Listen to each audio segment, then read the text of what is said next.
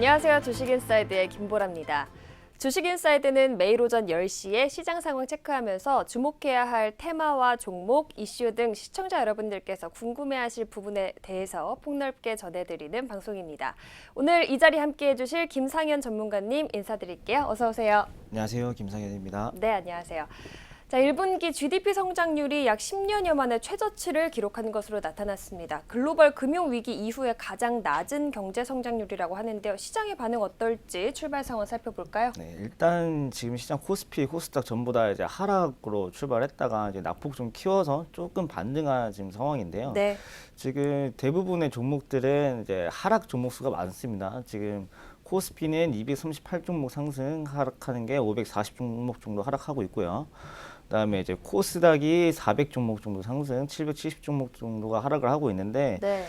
일단 지금 대부분 분위기는 별로 좋지 않다는데, 그리고 이제 오늘 특징이라고 하면은 이제 어제 삼성전자에서 시스템 반도체 130조 정도를 투자를 한다. 이게 작년 8, 9월 달에도 나왔던 얘기죠. 이제 그때 연장선상 해가지고 네. 나오고 있는데, 오늘 등락률 상위 종목 보시면은 AD칩스, 시그네틱스, 어버브 반도체, 뭐 마이크로프렌드, 하나마이크론 등등은 지금 1등부터 50등의 절반 이상이 시스템 반도체 쪽이 좀 우세한 방향이고, 나머지 종목들은 삼성바이오로직스가 좀 많이 빠지고 있고요. 뭐 네. 기타적으로 뭐 반도체 종목들 이외에는 전부 다 지금 하락 중이다라고 보시면 될 것 같습니다. 네, 그렇군요.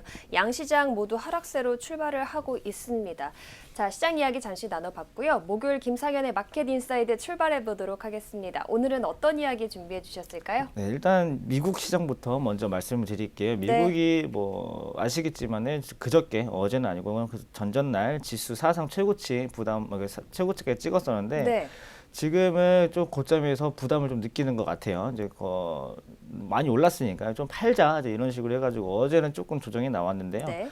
S&P 500 같은 경우는 이제 0.22% 하락해서 0.22% 하락한 마감이고, 그 다음에 나스닥 또한 0.23, 그 다음에 다우도 0.22 정도 하락을 했고요. 그 다음에 필라델피아 반도체 지수만 한 1% 정도 상승을 했는데, 제가 그 저번에도 말씀드렸다시피 뭐 순서대로 지표 먼저 보도록 할게요. 네.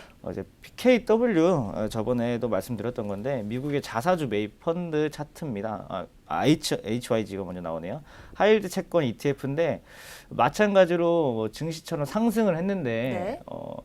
조금 이렇게 뭐 증시는 최고점 경신을 했지만은 이제 HYG는 경신을 못 하고 있는데, 이게 지금 어떤 의미냐? 이게 HYG라는 게 이런 기준으로 보시면 돼요. 금리가 낮을수록 조금 더 좋고요. 그 다음에 경기가 좋을수록 좋게 돼 있어요. 이게 왜 그러냐면은 하이힐드 채권이라고 금리가 낮을 때 사람들은 더 높은 금리를 찾기를 원해요. 네. 그러니까 내가 100만 원을 벌었으면은 이번 달에 100만 원 벌었으면은 다음 달에도 100만 원을 벌어야 된다는 그것 때문에 금리가 낮아지면은 더 좋은 수익률을 주는 상품을 찾게 되는 심리가 있거든요. 네. 그런데 일단은 그걸 지키려면 앞으로 경기가 좋아야 되기 때문에, 그렇죠. 그래서 금리가 낮아지는 추세에서 조금 경기가 전망이 밝다라고 하면은 이 HYG 차트가 올라가게 되는 경향들이 많아요. 네. 그래서 이게 올라가면은 앞으로는 좋다라는 뜻인데, 보시면은 최고점을 경신하지 못했어요.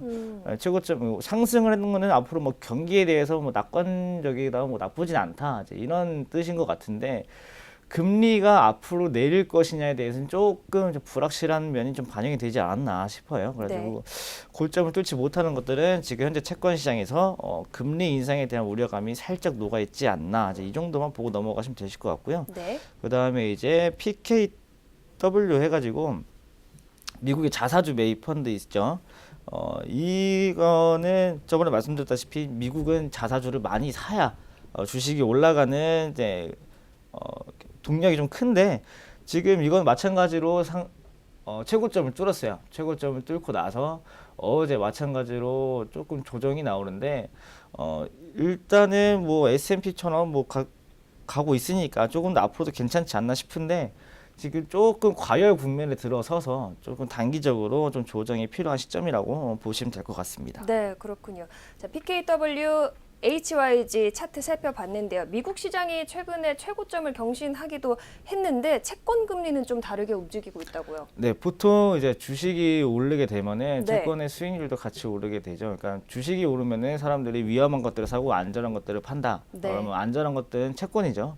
채권을 많이 팔게 되면은 채권이 이제 가격이랑 수익률이랑 반대로 움직입니다. 가격이 네. 떨어지면은 수익률이 높게 올라가죠. 이게 왜 그러냐면은 채권이 싸서 잘 안 팔리는 경우들이라면은 조금 이자율 수익률 뭐랄까 이자를 좀 높게 주면서까지 채권을 팔려고 하는 경향 때문에 이자율은 가격이 반대로 움직이고 그런데 일단 주식이 지금 오르면은 채권 수익률도 웬만하면 올라야 됩니다. 사람들이 채권을 많이 팔았다는 뜻이기 때문에. 근데 요즘에 보시면은 그러니까 계속 올라왔지만은 채권 수익률이 계속 올라왔지만은 S&P 500이 최고점을 뚫었지만은 오히려 채권이 제가 검정선 그어놓은 게 그 S&P 500이 그 최고점을 뚫은 그 날인데 네. 그 이후로 오히려 채권 금리가 하락을 하고 있어요. 그러니까 사람들이 안전자산이랑 위험자산을 같이 좀 취하고 있는 모양이 좀 나오고 있어요. 네. 이 부분이 뭐라 해야 될까 지금 상황에서는 정확하게 어떤 것 때문이다라고 답변을 못 드리는 지금 상황입니다. 이게 네. 하루 이틀의 결과치이기 때문이니까요. 이게 뭐 우연히 뭐 지금 좀 불균형 때문에 그렇게 됐다. 뭐 아니면은 무슨 징조가 있는 것인가라고 판단하기에는 아직은 조금 이르지만은 일단은 저희 같은 직업이 네. 이제 저런 거 나오면은 단기적으로 갈지 장기적으로 갈지 판단하는 게 일이니까 네. 저것들은 좀 제가 지켜보면서 나중에 조금 결과가 나오면은 다음 주쯤 해서 한 번 더 말씀드리도록 하겠습니다. 네, 알겠습니다. 간밤 뉴욕 증시는 강한 상승세에 대한 부담감과 또 기업들의 부진한 실적으로 하향 조정됐습니다. 자, 시장의 오름세를 보이면서도 채권 금리가 하락세를 보이는 것은 단순히 단기적인 현상일지 아니면 장기적일지 앞으로 좀 더 자세하게 살펴볼 필요가 있겠습니다. 자, 이어서 중국 시황도 한번 살펴볼까요? 네, 일단 상해 종합 지수는 미국 주식처럼 고점을 뚫고 올라가고 그러고 있지는 않아요. 네. 뭐 약간의 조정만 좀 나오고 있는데 지금 중국 시장이 뭐 저번에 말씀드렸다시피 뭐 GDP 경제 성장률이 뭐 하락하는 거는 멈췄다. 이제 그러고 나서 이제 반등을 할 것이냐 이 좀 갈림길에 서 있는 것 같아요. 네. 이제 하락은 멈췄으니까 뭐 이대로 잠깐 멈춘 거고 다시 하락을 할 거냐 아니면은 경제가 다시 성장할 것이냐 좀 선택의 기로에 있는 부분이기 때문에 사실 이 부분은 앞으로 경제 지표가 더 발표가 나오고 윤곽이 나와야지만은 좀 설명을 드릴 수 있는 입장이고 네. 지금 상황에서 중국 증시 이걸 어떻게 해석을 해야 되냐 기술적으로 좀 보실 수밖에 없어요. 지금 상황에서는 네. 기본적인 방향은 애매한 상황이다라는 걸 알았기 때문에 기술적으로 지금 보면은 저번에 고점을 뚫은 경우가 3,100포인트였고 이번에 최고점이 3,270포인트였는데 이 중단선이 한 지금 정도 가격이 돼요. 그러니까 얘도 애매한 거죠. 고점을 뚫고 나서 그대로 더 가야 되는데 더 가긴 애매하니까 지금 가운데 지금 멈춰 있는 상황인데 지금 뭐 특별히 나오는 이슈가 없는 이상 뭐 어제 말씀드린 것처럼 무역 전쟁이 뭐 다시 뭐 얘기가 나오거나 뭐 그런 특별한 이슈가 없는 이상은 네. 지금 자리에서 횡보할 확률이 좀 높다고 보시면 좀 될 것 같습니다. 네, 그렇군요. 중국 증시가 잠시 주춤하는 모습을 보이지만 앞으로 나올 중국의 경기 지표들 꼼꼼하게 살펴보시면서 기술적으로 대응을 해주면 좋겠다고 전문가님께서 말씀 남겨주셨습니다. 자, 미국과 중국 시장 이렇게 알아봤고요. 우리 시장에 대응하기 위해서는 또 환율 이야기 빼놓을 수가 없겠는데요. 단기적으로 상승 압력이 우세하다고 하죠. 예, 지금 엄청 오르고 있어요, 환율이. 네. 예, 지금 1,157원이거든요. 네. 이게 어제 제가 밤에 야간 선물이 아니죠. 그 싱가포르에서 거래되는 홍콩이나 싱가포르에서 거래되는 원화 역의 환율을 봤더니 그 당시에 이미 어제 밤에 1,150원이 넘어가 있는 상태였어요. 1,155원까지 올라가 있었는데 네. 일단은 환율이 올라갈수록 우리 증시에 부담이 된다는 거는 이제 모두 아실 거예요. 그렇죠. 투자 수익률이 제로 똑같을 경우에는 환율이 올라갈 경우에 외국인들은 환차손이 발생하기 때문에 환율이 올라갈수록 안 좋은데 일단 이 환율이 계속 올라가는 이유는 뭐냐라고 했을 때 둘 중에 하나겠죠. 원화 가치가 떨어졌다거나 네. 달러 가치가 상승했다는 건데 지금은 두 가지 다라고 보시면 될 것 같아요. 아까 이제 앵커님께서 처음에 GDP 우리나라 뭐 10년 내 최저치다 해서 네. 일단 우리나라가 지금 상황이 좋지 않기 때문에 원화 약세로도 이어지고 그 다음에 미국 지금 상황에서 금리 인상에 대한 우려가 조금 나오고 있기 때문에 강달러가 좀 다시 시작되지 않나 네. 이런 분위기입니다. 근데 전체적으로 솔직히 달러 인덱스가 많이 상승한 편은 아닌데 그 우리나라랑 달러 대비해서 이 원 달러 환율만 조금 급하게 올라가고 있거든요. 일단 이 환율에 대해서는 지속적으로 좀 봐야 되고 1157원이라는 거는 거의 2017년 6월 이후에 처음입니다. 이 정도까지 올라온 것들은. 그렇군요. 예. 그러니까 예전에는 환율이 뭐 1,200원 부근만 되면 된다 했었었는데 이게 지금 1,100원 수준까지 내려왔을 경우에 내려오고 나서 한 1,130원 이상부터는 주의를 좀 필요한 단계다 이제 이렇게까지 봤었었는데 네. 지금 상황에서는 굉장히 지금 외국인 입장에서는 수급이 좋지 않을 확률이 높다. 네. 지금 당장 외국인 수급이 들어오고 뭐 들어온 것들이 안 나가고 이제 이런 많이 크게 빠져나가는 것들은 없는데 이런 요인이 충분히 앞으로 외국인 자본 이탈을 유도를 할 수 있는 부분이다를 좀 보시면 될 것 같고요. 네. 그다음에 지금 현재 시황을 계속 보시면은 코스닥이랑 코스피가 뭐 다시 내려오고 있어요. 계속 상승하지 못하는 상황인데 네. 일단은 오늘 코스피랑 코스닥이 일봉상에서 봤을 때도 중단선을 좀 지켜줘야 되는 상황이거든요. 2125랑 2225 이 사이에서 2170에서 80 이 수준은 좀 잘 지켜줘야 되는데 오늘이 좀 굉장히 중요한 날이지 않나. 아까 이제 기본적으로는 우리나라 지금 시장이 조금 불리한 입장이지만은 네. 불리한 걸 감안하고 이제 이거를 기술적으로 뭐 맥점을 잡는다고 보실 때 아마 지금 오늘 자리 오늘보다 더 떨어지게 될 경우에는 인버스라든지 조금 해지에 대한 비율을 현금화라든지 ETF로 해서 인버스에 대한 해지를 조금 필요한 시점이고요. 이제 코스닥도 마찬가지로 코스닥은 코스피보다는 양호하지만은 그래도 이 정도는 조금 마지노선을 짧게 잡아서 코스닥은 무너질 때 속도가 좀 빠릅니다. 750에서 770 사이, 760은 이미 무너진 상황이고, 그러면 750까지 무너질 것인지 아니면 지켜주고 반등을 할 것인지. 네. 코스닥, 코스피 보시면은 지금 둘 다 임계치에 있으니까 오늘 이후로 조금 더 떨어지면은 주의가 필요한 시점이다. 아직 이렇게 좀 보시면 될 것 같습니다. 네, 그렇군요. 자, 원화 약세와 달러 강세로 인해서 환율이 계속 상승을 좀 하고 있는 모습인데요. 앞으로 이 상황 어떻게 이어질지 좀 더 지켜봐야겠고요. 우리 시간으로 금요일 밤 9시 30분에 1분기 미국의 GDP 성장률이 발표가 되죠. 이에 따른 또 영향은 어떻게 이어질까요? 네, 일단 GDP 발표가 매달 있어요. 솔직히 네. 매달 있는데 이번 달에 특히 중요한 이유는 네. 일단은 분기고요. 4, 7, 10, 그다음에 1월 달에는 각 분기별, 연도별, 반기별 이렇게 GDP 성장률이 나오게 되는데 솔직히 GDP 경제 성장이 매달보다는 이제 큼직큼직한 사이클이 중요하기 때문에 네. 일단은 주목해야 될 4월. 근데 그것보다 특별히 더 주목해야 될 게 이유가 좀 많죠. 네. 일단은 중국이 6.4로 좀 하락은 면한 시점. 그렇다면 중국은 이렇게 됐으니까 미국은 어떻게 될지. 그러니까 이게 경제 성장률이 미국이나 중국이나 많이 차이가 나게 돼버리면은 네. 미중 무역 분쟁에 대해서 누가 더 피해자냐 이제 이게 좀 드러나기 때문에 그렇군요. 이 부분에 대해서 좀 중요한 시점이고 네. 중국이 만약에 잘 안 나왔으면 미국에 대한 기대치도 이렇게 높진 않을 거예요. 근데 중국이 좀 잘 나온 편이기 때문에 그 부분도 중요하고 그 다음에 지금 제일 중요한 게 저번에 이제 파월이 한번 질러놓은 것 때문인데 네. 일단 GDP가 개인 소비, 그다음 기업 투자, 정부 지출, 그다음에 무역 수지 이 네 가지 합계로 이게 나오는 지표인데요. 네.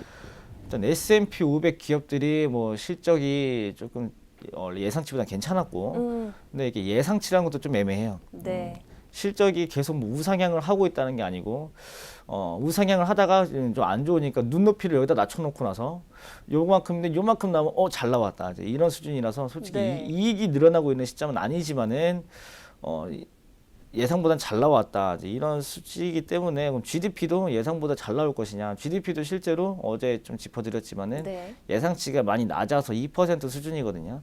그래서 이 이상으로 좀 나와주면은 잘 나왔다. 2.1% 미만에서 잘 나오면은 미국이 좀 경제 성장이 꺾인다. 이렇게 좀 보셔야 되는데 네. 일단은 미국 증시가 계속 오르려면은 GDP가 잘 나와야 돼요. 그렇죠.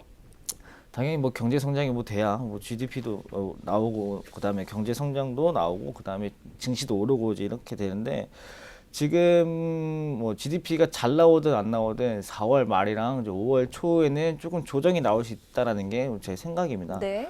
일단 근거가 아까 제가 살짝 말씀드렸다시피 파월이 실수한 부분 때문인데 네. 예.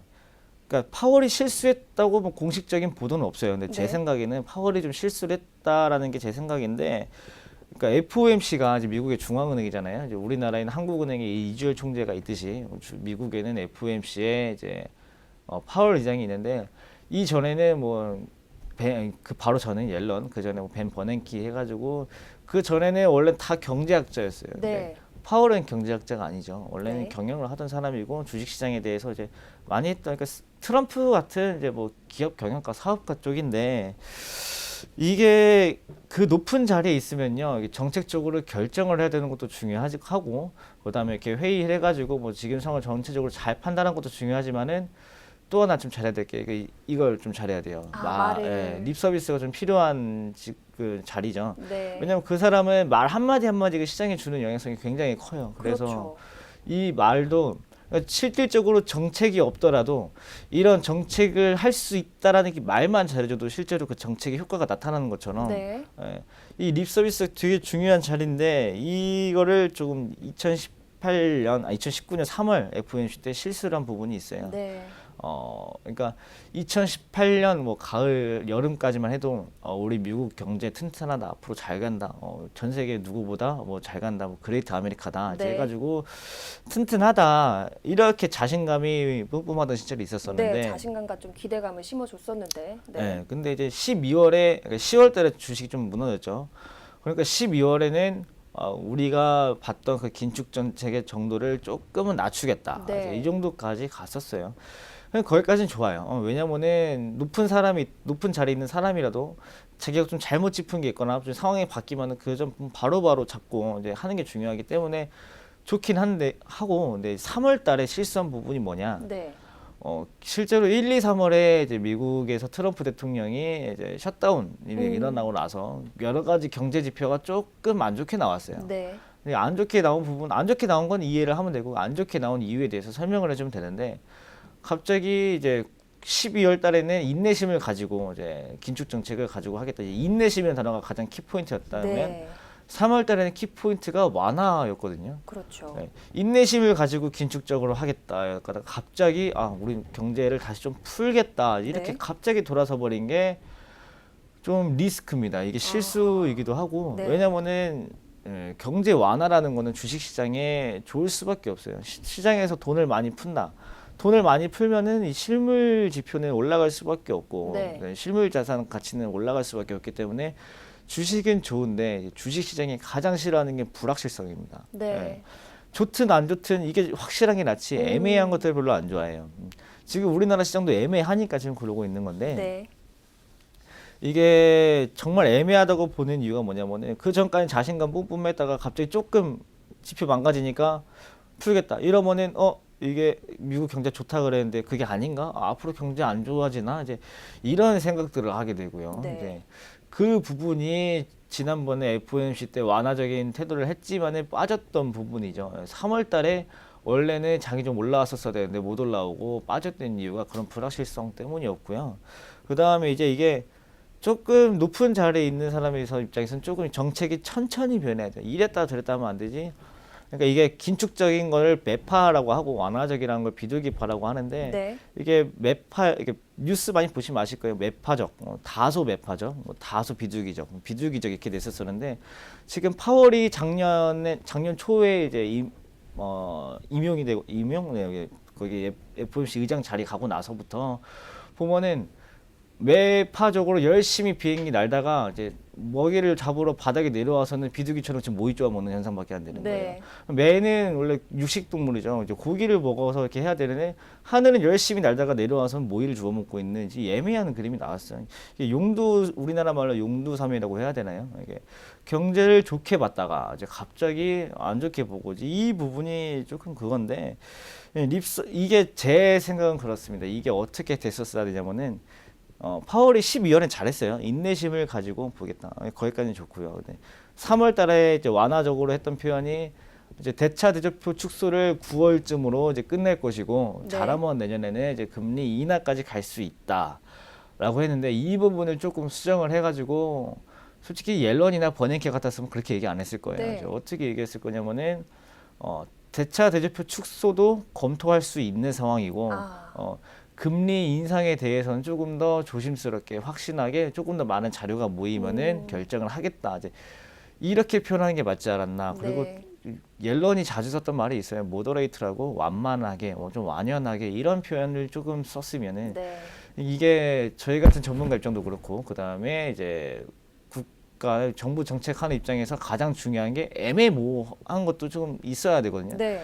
너무 자기 주장에 대해서 확신을 가지게 되면은 거기에 대해서 앞으로의 대응이 좀 꼬여버리기 때문에 조금 유하게 표현하고 이제 그런 표현 좀 필요했지만은 조금 그런 부분이 부족하지 않았나 싶어요. 파월이 이제 그 부분을 좀 실수했기 때문에 다음에는 이제 그 부분을 조금 보셔야 될 거고, 이제 파월이 실수한 부분은 알겠고, 이제 그럼 이제 GDP가 어느 정도 나와야 잘 나오는 거냐, 네. 이제 이건데, 일단 절대적인 수치로 이제 미국이 금리 인상을 결정하는 이제 기준이 두 가지입니다. 실업률이랑 이제 GDP 이제 두 가지 가지고 결정을 하게 되는데요. 네. 실업률은 이제 5%, 미국 기준입니다. 우리나라는 아니고요. 네. 미국 기준으로 실업률 5%, 그다음에 GDP가 2에서 3 정도. 원래는 2지만은 최근에 조금 경제가 좋다 보니까 2에서 3까지 늘렸는데, 일단 실업률을 5%를 두는 이유가 뭐냐? 실업률 5%는 이제 미국 입장에서는 어쩔 수 없이 생기는 실업률이라고 보는 거예요. 그러니까 이게 뭐 회사를 이직하려고 잠깐 그만둔 사람도 있고, 아니면은 내가 돈 좀 벌어서 이제 그만 이제 일하고 쉬겠다 이런 분들도 있고, 아니면은 뭐 외국으로 나가려고 잠깐 쉬는 사람도 있고, 이제 이런 것 때문에 어쩔 수 없이 나타나는 실업률이라고 보는 거고, 네. 이거를 이제 경제학적 표현으로는 완전 고용이라고 표현을 합니다. 이제 완전 고용이라는 것이 지켜졌느냐, 아니면 이제 물가가 조금 따뜻하게 대표지느냐, 이제 따뜻하게 대표지는 정도의 수치가 2에서 3이라고 이제 보시면 되실 것 같고요. 이게 만약에 GDP가 그래서 이제 잘 나오게 되면 좋죠. 근데 이게 끊임없이 잘 나올 때 이게 조금 이제 잡아두는 이유가 뭐냐면은, 모닥불도 조금 따뜻해야 저희가 손을 째고 있지, 네. 여기 모닥불에 기름 부어서 팍 타버리면 산불 나와서 거기다 손을 째고 있을 수는 없잖아요. 그렇죠. 예, 이제 그렇게 조금 적당선을 유지하게 조금 따뜻하게 유지를 해야지 경제가 뜨거워지거나 그러면은 물가가 엄청나게 치솟고, 이게 좀 따뜻하게 해야 되는 이유가 뭐냐면은 이게 물가가 오르고 이제 전체적으로 경제가 성장했을 때 거기에 맞춰서 우리의 소득이 조금씩 늘어나게 되겠죠. 이게 원래 소득이 늘어나고 나서 물가가 늘어나면은 좋겠지만은 이제 네. 경제학적으로 그렇게 될 수가 없고요. 물가가 오르고 나서 이제 거기에 대해서 조금 점진적으로 후행적으로 이제 임금이 오르는 추세인데, 만약에 경제가 엄청 뜨거워서 산불이 난다. 그럼 물가는 폭등할 텐데 소득은 그만큼 못 늘어납니다. 네. 그리고 구매력이 떨어지고 전체적인 경제가 갑자기 죽어버리기 때문에, 이제 그 부분 때문에 조금 따뜻하게만 유지를 하지 뜨겁게까지 안 가게 잡아두는 이유가 그거고, 네. 그러면은 지금 이제 긴축적으로 유지를 하겠다라고 나왔다가 이제 완화적으로 돌아선 편이고, 그럼 이제 주식시장, 그러니까 파월이랑 트럼프가 가장 지금 중요하게 생각하는 거는 사실 주식시장이에요. 네. 그래서 이 주식시장이 뭐 안 좋은 영향으로 가게 두진 않을 것 같은데, 그래서 지금 가장 파월 입장에서 애매한 것들은 그거죠. 자기가 3월에 진로는 말이 있으니까, 네. 4월에 이제 GDP가 이제 3%, 뭐 2.5% 이렇게 좋게 나왔을 경우에 내가 어떻게 말을 해야 되지? 네. 어떻게 대응을 해야 될까? 왜냐면은 고민이 3월, 많아지겠어요. 3월 달에 완화적으로 표현을 했고, 근데 경제가 이렇게 따뜻한데 뜨거워지게 자기가 뭐 기름을 갖다 부을 수는 없는 입장인 거고, 네, 그렇죠. 그렇다고 지표가 조금 잘 나왔다, 이제 잘 나왔다고 다시 긴축적으로 딱 쪼여버리기에는 자기가 3월 달에 뱉은 말이 있고, 네. 이게 조금 애매한 것 같아요. 그래서 솔직히 파월 입장에서는 GDP 성장률이 시장 예상치만큼만 나왔으면 하고 지금 바라고 있을 거예요. 네. 왜냐하면 자기 체면을 위해서. 네. 그 다음에 이제 일단 주식, 아까 말씀드린 것처럼 불확실한 걸 제일 싫어한다고 하기 때문에 시장 예상치보다 크게 나오든 안 좋게 나오든 원래 안 좋아요. 시장 예상치만큼 나와야 네. 되는 거고, 그 다음에 시장 예상치라는 것도 전망을 잘해야겠죠. 그 다음 저기 월가에 뭐 모건 스탠리라든지 골드만삭스라든지 저희보다 공부 많이 하고 똑똑하신 분들 가 있으니까 시장은 좀 잘 전망하지 않았을까. 그래서 미국은 예상치에 조금 부합하는, 그러니까 크게 벗어나지 않는 정도로 나오지 않을까 이렇게 생각을 합니다. 네, 그렇군요. 자, 불확실성에 시장이 좀 다소 혼란스러운 모습을 보일 수도 있을 것 같은데요. 아무쪼록 우리 시간으로 금요일 오후에 발표될 미국의 1분기 GDP 성장률, 우리 시장에도 적지 않은 영향을 미치는 만큼 자세하게 살펴볼 필요가 있겠습니다. 자, 앞으로 우리는 또 어떤 이슈에 주목을 해봐야 될까요? 네, 지금 계속 말씀드렸다시피 미국은 지금 GDP가 좀 가장 중요한 상황이고 네. GDP에 대해서 이제 전 세계적으로 어떻게 이머징 마켓이 반응할 것인지 채권도 어떻게 반응할 것인지 지금 이제 그게 좀 중요한 키포인트가 된 상황이고 네. 중국 증시도 미국 증시도 이제 솔직히 우리나라 증시를 빼고는 웬만하면 다 많이 올라가는 상황이에요. 네. 이제 이 부분에 대해서 앞으로 다시 갈 것이냐, 아니면은 조금 주춤할 것이냐, 아니면은 뭐 소위 비관론자들이 얘기하는 폭락이 이어질 것이냐, 이제 이렇게 얘기를 하는데 솔직히 네. 지금 당장 폭락이 나올 만한 건덕지는 없어요. 이제 폭락이 나오려면은 제가 말씀드렸다시피 버블이 꺼져야 되는데 버블이 꺼지려면은 기본적으로 버블은 제가 대출이라고 여러 번 말씀드린 거의 네. 나올 때마다 말씀드리는 것 같은데 대출이 꺼져야 되는데 이 대출이 꺼지려면은 사람들이 실질적으로 이제 돈이 부족해서 빚을 못 갚는 이 상황까지 나와야 돼요. 근데 이제 그 부분은 아니고 그리고 또 지금 부동산이 뭐 14주, 15주째 하락이다라고 나오고 있지만은 하루 일주일, 이주일에 뭐 0.1%씩 이렇게 떨어지고 있는 거는 뭐 부동산이 무너지고 있는 것도 아니기 때문에 네. 그리고 또 역사적으로 부동산이 무너지기 전에 주식시장이 무너진 적은 없어요. 예. 같은 원리예요. 부동산에 빚이 많이 껴있기 때문에요. 예. 버블이 무너지면은 부동산 먼저 무너지게 되고 그 뒤로 나서 주식시장이 무너지기 때문에 폭락에 대해서 비관론자들의 그 주장은 좀 접어두세요. 왜냐하면은 네. 비관론자들은 항상 폭락을 얘기합니다. 항상 폭락을 얘기하고 실제로 폭락이 나오면 나 맞췄다 이제 이런 얘기 나오기 때문에 네. 그때 지금 폭락을 얘기한 거는 2018년 10월에 떨어지고 나서 그때부터 뭐 2008년 리먼 때처럼 코스피 지수가 뭐 60% 하락을 한다 이렇게 나왔던 그 얘기 나오자마자 그 뒤로 20% 15% 이렇게 올라오기 때문에요. 그 말만 듣다가 정말 좋은 시장에서 수익을 놓치고 나서 떨어질 확률이 높고 이제 비관론자들은 그냥 그에 대해서 그분들이 말씀하시는 거에 대해서 팩트 체크만 좀 해보시는 정도로 넘어가고 그렇다고 또 너무 좋게 보는 것들을 조금 경계를 해야 돼요. 시장에 낙관론자들이 많아지게 되면은 이제 제가 말씀드렸죠. 시장은 공포를 먹고 상승한다. 예. 낙관론자들이 많아지면은 공포가 사라지기 때문에 상승 동력이 부족한 겁니다. 예. 네. 그 부분을 조금 보셔야 되겠지만은 지금 전체적으로 미국이나 중국, 우리나라, 그러니까 전 세계적으로 조금 불확실성이 조금 내재된 시장. 그러니까 상승은 많이 했지만은 더 이상의 상승 동력이 유효한지 아니면은 뭐 조금 더 하락을 다시 부추길 만한 사건이 있는지 지금 하락을 부추길 만한 사건이라고 하면은 제가 어제 이게 많이 말씀드렸던 무역 분쟁이 가장 1순위가 될 것 같고요. 네. 무역 분쟁이 뭐 이제 경제에 이게 무역 분쟁이 성공이랑 실패했을 때 우리나라 시장이 어떻게 미칠지는 제가 다음 주에 설명을 드린 쪽으로 하고요. 네. 그다음에 이제 무역 분쟁 제외하고는 뭐 브렉시트 문제가 있고 뭐 유럽발 경제 둔화 이제 신흥국에 대해서 뭐 가속 성장이 이어질 것이냐 뭐 이런 환율 문제 그다음에 남미에 대해서 뭐 이제 통화 가치 문제는 많지만은 이 문제들은 항상 몇 년 전부터 계속 있었고요. 시장의 문제라는 건 항상 있고 제가 말씀드렸듯이 공포를 먹고 가기 때문에 어느 정도 문제가 있어줘야 이제 거기에 대해서 반하는 태도로 주식시장이 올라가는 경우들이 있기 때문에 네.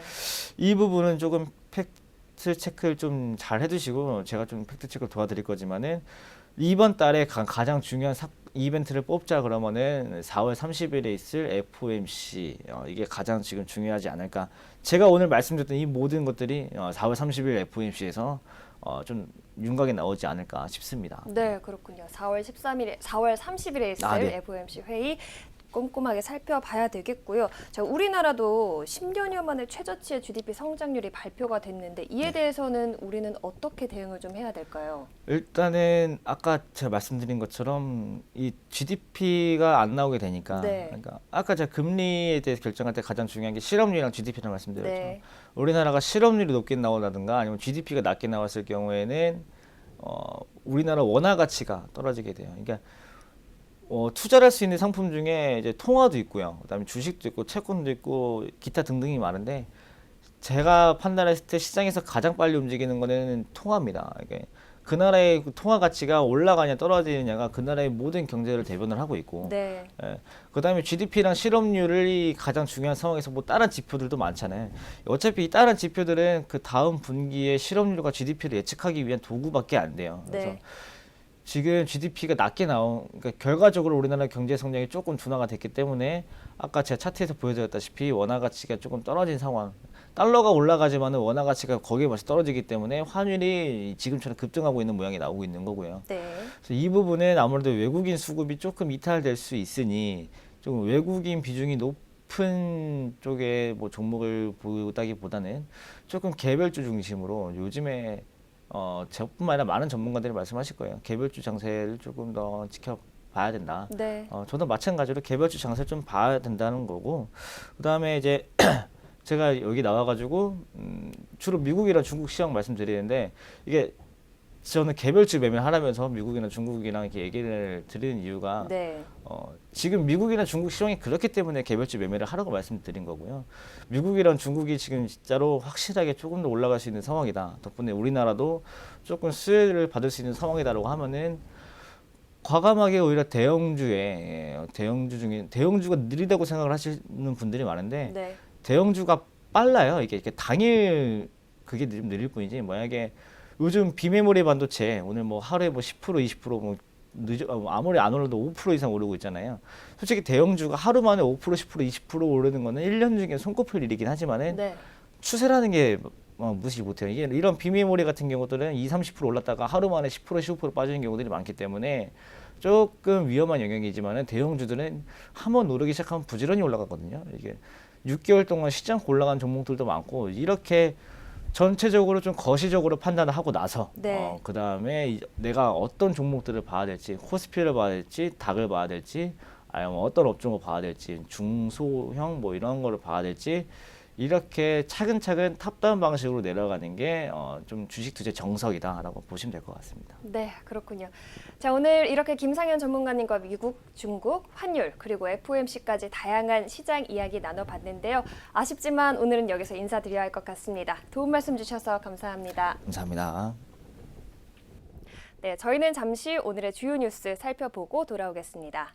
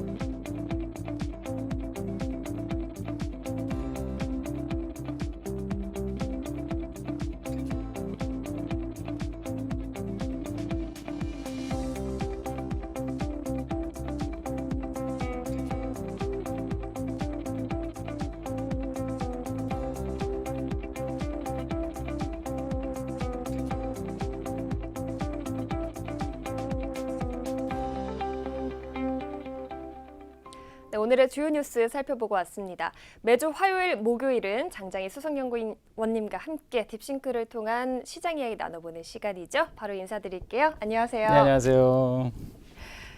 네, 자 오늘 딥싱크 현황 어떻게 움직이고 있는지 차트 보면서 시장 상황 한번 살펴볼까요? 예, 일단 딥싱크 차트부터 잠깐 살펴보시죠. 네. 최근에 시장 자체가 뭐 만만치 않아요. 네. 예, 조정을 계속 받고 있는 상황이어서 뭐 딥싱크 현황도 크게 다르진 않아 보입니다. 지난 화요일이죠. 예, 화요일에 말씀을 일부 드렸었는데 네. 뭐 양상은 거의 비슷합니다. 해당되는 이제 4월 초에 나왔었던 블록들의 서비스들은 대부분 이제 시장보다는 좋은 상황인데 4월 중순 이후로 시장 상황이 변했다는 말씀을 한 차례 드렸었죠. 이 부분에서 있는 부분도 최근에 지난번에 있을 때 볼 때는 낙폭을 다소 축소시키는 상황이고 네. 최근은 시장 상황에 이제 맞춰서 해당되는 블록들이 수익률이 현재 형성되고 있는 상황인데요. 이러한 상황들은 시장 상황을 잠깐 점검해 보실 필요가 있겠습니다. 네.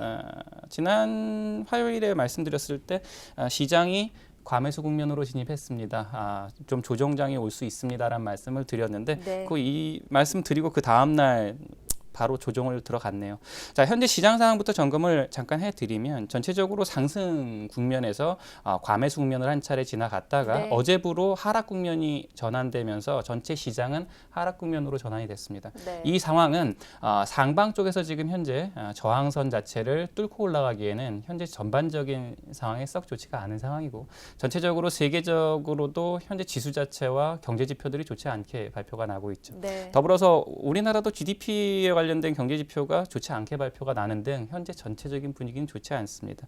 이 상황에서 전체적으로 대형주 장세에서 중소형주 장세로 변하는 이런 국면의 변환이 현재 전반적으로 딥싱크 쪽의 수익률 곡선에는 이러한 변화 양상을 현재 보이고 있는 상황인데요. 네.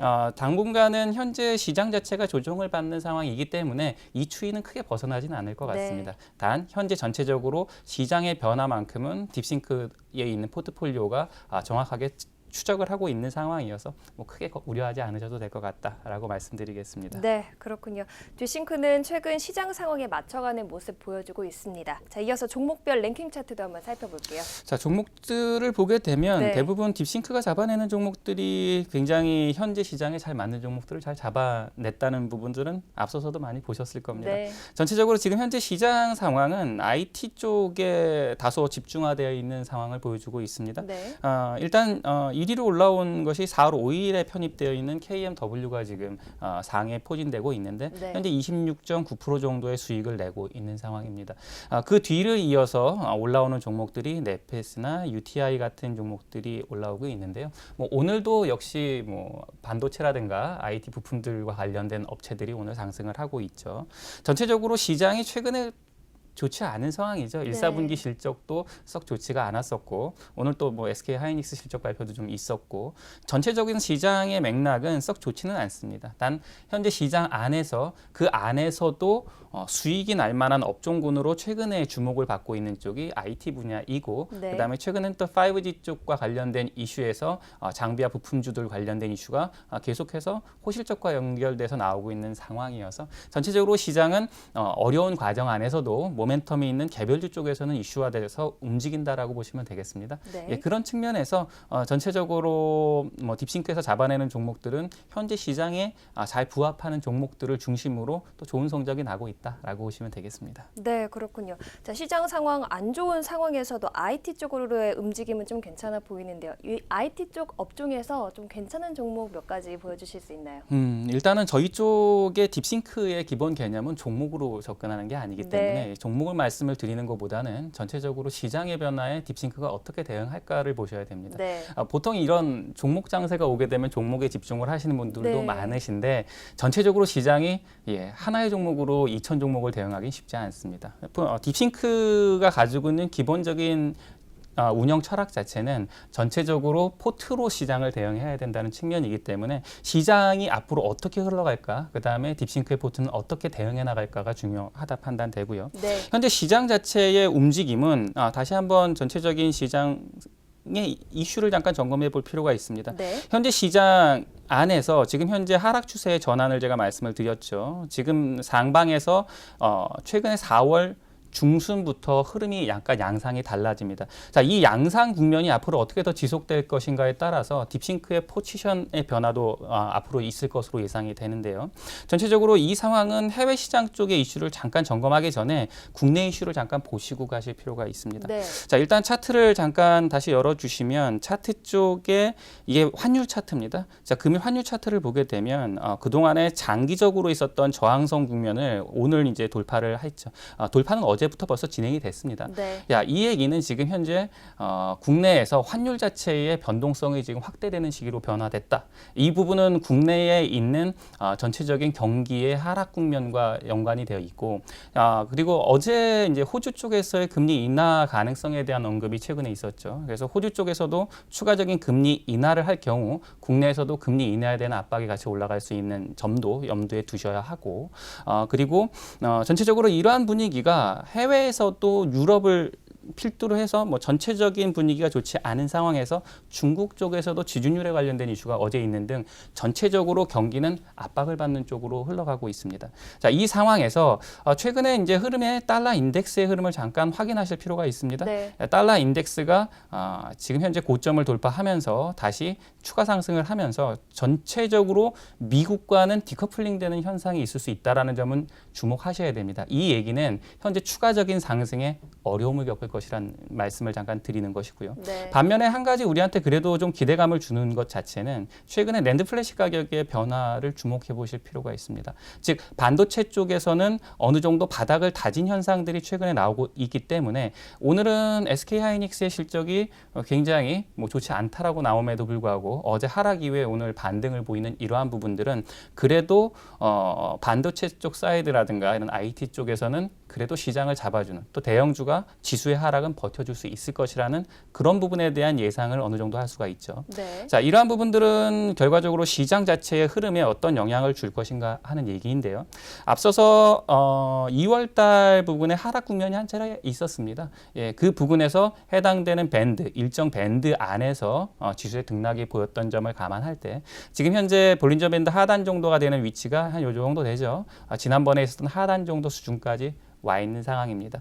이 정도 수준이면 현재 하단 쪽으로에서의 위치는 대략 2170선 정도에서의 등락장 정도가 예상이 되는데 이때는 아무래도 모멘텀주가 중요한 시점이 오게 되죠. 특히 중소형주 종목들의 모멘텀 장세가 오게 될 경우에 과거 앞서서 딥싱크의 양상을 보게 되면 전체적으로 이런 분면에서 시장을 잘 대응했던 면들을 보여왔습니다. 네. 따라서 지금 현재 다소 이제 눌려 있는 부분이 있지만 최근에 딥싱크 쪽에서의 학습 능력을 봤을 때 현재 포지션들은 적절하게 잘 포지션이 되고 있다 판단되고요. 이 부분에서 종목 장세가 당분간 유지된다면 뭐 추가적으로 어느 정도 괴리를 벌이면서 좋은 양상 보일 수 있지 않을까 그렇게 예상이 됩니다. 네, 그렇군요. 오늘의 딥싱크 현황 이렇게 살펴봤습니다. 도움 말씀 주신 장장희 수석연구원님 감사합니다. 네, 생방송으로 진행된 주식인사이트 저희가 준비한 순서는 여기까지입니다. 완벽한 투자 방법은 없겠지만요. 우리가 대내외적 시장 흐름을 살펴보면서 탄탄하게 준비해 본다면 보다 안전한 투자를 하실 수 있지 않을까 싶습니다. 저희는 내일 오전 10시에 다시 찾아뵙겠습니다. 잠시 후 이어지는 속 시원한 종목 고민 해결 방송 오감만족도 많은 시청 부탁드립니다. 슬기로운 투자 생활은 ITBC와 함께 ITBC 채널 좋아요와 구독 꼭 눌러주세요. 시청해주신 여러분 고맙습니다.